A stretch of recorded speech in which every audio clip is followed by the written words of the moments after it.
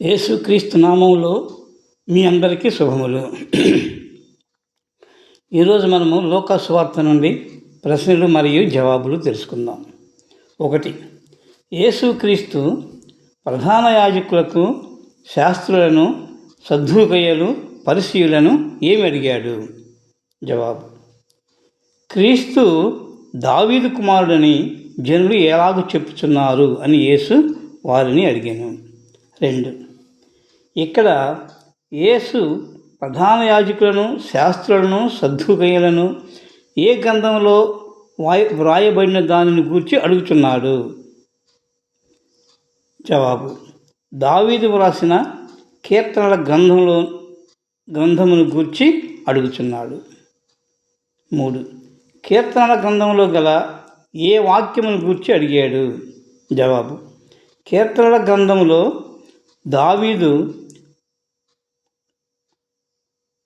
దావీదు మహారాజు వ్రాశాడు. కీర్తనల గ్రంథమును దావీదు మహారాజు వ్రాశాడు. దానిలో నేను నీ శత్రువులను నీ పాదములకు పాదపీఠముగా ఉంచు వరకు నీవు నా కుడిపార్శ్వమున కూర్చుండమని ప్రభువు నా ప్రభువుతో చెప్పాను అనున్నది యేసు అడిగాడు.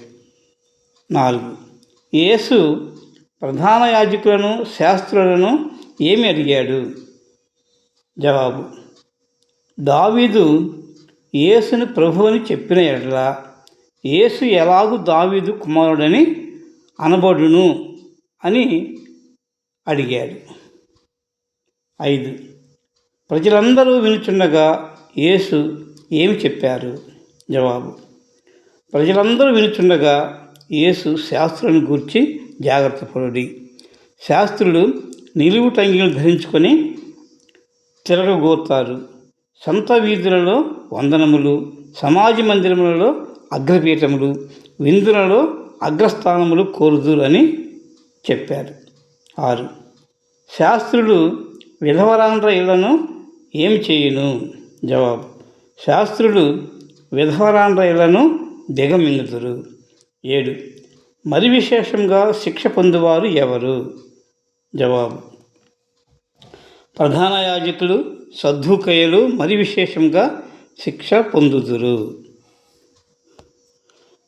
ప్రధాన యాజకులు, శాస్త్రులు, సద్దూకయ్యులు, పరిసయ్యులు, వేగుల వారు యేసును ఎన్నో ప్రశ్నలు అడిగారు. యేసు వాటన్నిటికీ విసుగక యుక్తముగా సమాధానం చెప్పాడు.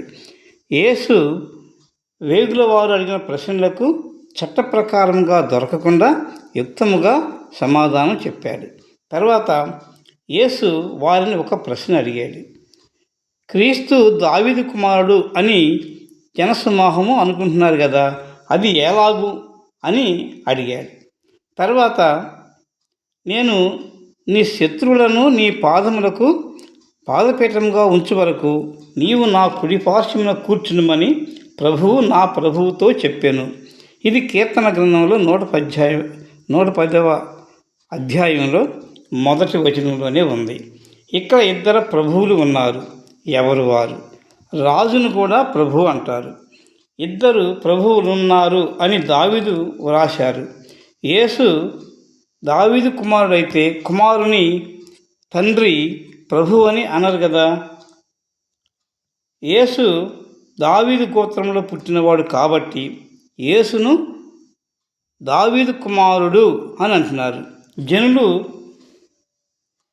జనులకు యేసు దావీదు కుమారుడు అని తెలిసినప్పుడు ప్రధాన యాజకులకు, శాస్త్రులకు, సద్దూకయ్యులకు, పరిసయ్యులకు యేసు దావీదు కుమారుడు అని తెలియదా?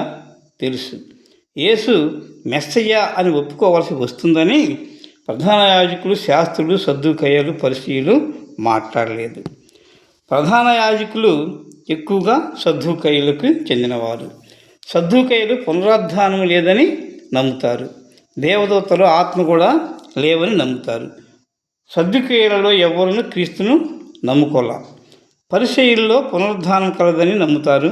దూతలు, ఆత్మలు కూడా కలవని నమ్ముతారు. పరిసయ్యులలో కొందరు క్రీస్తును రక్షకునిగా నమ్మిన వారు ఉన్నారు. ఉదాహరణకి నికోదేము. ఈ యేసే మెస్సయ్య అని నమ్మవలసి వస్తుందని యేసు అడిగిన ప్రశ్నకు ప్రధాన యాజకులు శాస్త్రులు ఏమీ చెప్పక ఉండారు.